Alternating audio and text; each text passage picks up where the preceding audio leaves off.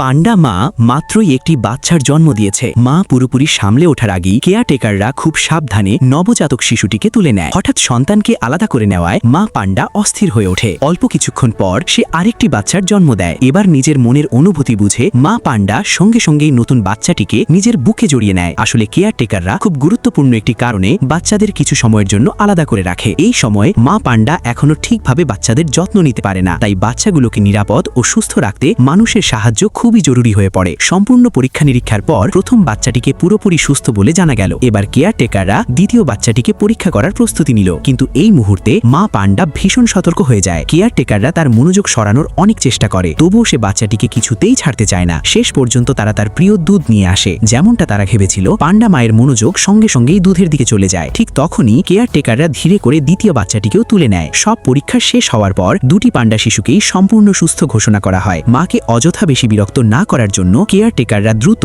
দুই বাচ্চাকেই আবার মায়ের কাছে ফিরিয়ে দেয়। মা আর তার বাচ্চারা আবার একসঙ্গে হয়ে যায়। ছোট্ট সেই পরিবারটি অবশেষে আবার পূর্ণতা ফিরে পায়।